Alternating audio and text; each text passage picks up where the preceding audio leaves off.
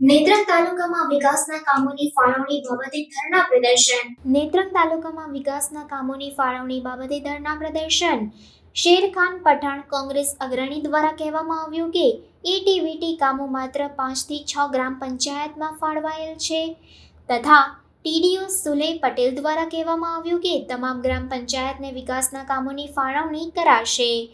નેત્રંગ તાલુકા પંચાયતમાં એટીવીટી યોજના અંતર્ગત ગામે ગામ રોડ, રસ્તા, બોર, મોટર અને સંરક્ષણ દિવાલ જેવા વિકાસના કામોના ગ્રાન્ટની ફાળવણીનું આયોજન કરાયું હતું, જેમાં માત્ર 5 થી 6 ગ્રામ પંચાયતમાં તમામ કામોની ફાળવણી કરાઈ હોવાના આક્ષેપ સાથે કોંગ્રેસ અગ્રણી શેરખાન પઠાણ કાર્યકરોએ નેત્રંગ તાલુકા પંચાયતમાં ધરણા પ્રદર્શન પર ઉતર્યા હતા અને તાલુકા પંચાયત કચેરીને તાળાબંધી કરવાની ચીમકી ઉચ્ચારતા તાત્કાલિક નેત્રંગ પોલીસનો કાફલો ઘટના સ્થળે પહોંચી ગયો હતો.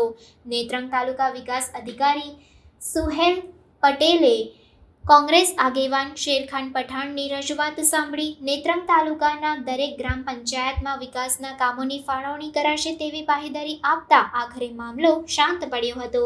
આજે અમે લોકો નેત્રંગ તાલુકા પંચાયતની અંદર રજૂઆત કરવા માટે આવેલા છે. અમને આજુબાજુના અમારા જે નેત્રંગ તાલુકાના સરપંચો દ્વારા જાણવા મળેલું છે કે એટીવીટીમાં હાલમાં જે આયોજન કર્યું હશે એ લોકોએ એની અંદર પણ એમના જ 5, 7, 10 પંચાયતોની અંદર એક ગામ પંચાયતની અંદર 5, 5, 7, 7, 8, 8 કામોની વેચણી કરી લીધેલી છે.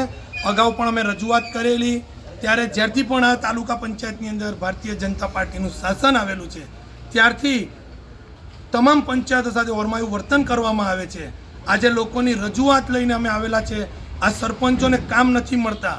તમે જુઓ, કોઈ પણ ગ્રાન્ટનું આયોજન હોય, ધારાસભ્ય હોય, સંસદ સભ્ય હોય કે એટીવીટી હોય, ગુજરાત પેટર્ન હોય, બધી જેટલી પણ યોજનાઓ છે એની અંદર આ લોકો પોતાની 4-5 પંચાયતોની અંદર લાખોના કામો ફાળવી અને એની અંદર ભ્રષ્ટાચાર કરે છે એવું અમારું માનવું છે.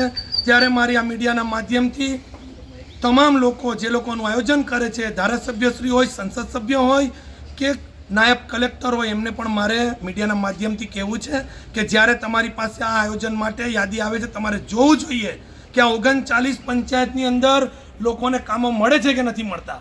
ત્યારે તમારા લાગતા વળગતાઓની તમે કામો આપી દો છો. આજે અમે લોકો અહીંયા આવેલા છે. અમે જોયું કે આટલી બધી ગેરરીતિ કેવી રીતે ચલાવી લેવામાં આવશે.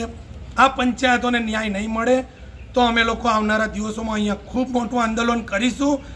આ મીડિયાના માધ્યમથી હું ફરી નાયબ કલેક્ટરશ્રીને પણ કહેવા માગું છું, તાત્કાલિક ધોરણે આ એટીવીટીની અંદર બાકીની તમામ પંચાયતો અને કામો ફાળવવામાં આવે એવી માંગને લઈને આવેલા છે. સોમવાર હોય કે ગુરુવાર હોય, આજે પણ નથી અહીંયા પ્રમુખ કે નથી ટીડીઓ. પ્રજા હેરાન પરેશાન થાય છે. કોઈને મળવા તૈયાર નથી. છેલ્લા 1 કલાકથી અમે લોકો અહીંયા બેઠા છે ત્યારે નથી પ્રમુખ કે નથી અમને ટીડીઓ મળી શક્યા. ત્યારે આટલી મોટી ગેરરીતિ આ નેત્રંગ આટલો મોટો તાલુકો એની અંદર ચાલી રહેલી છે. તાત્કાલિક આની અંદર નિરાકરણ નહીં આવે તો આવનારા દિવસોમાં ખૂબ મોટું આંદોલન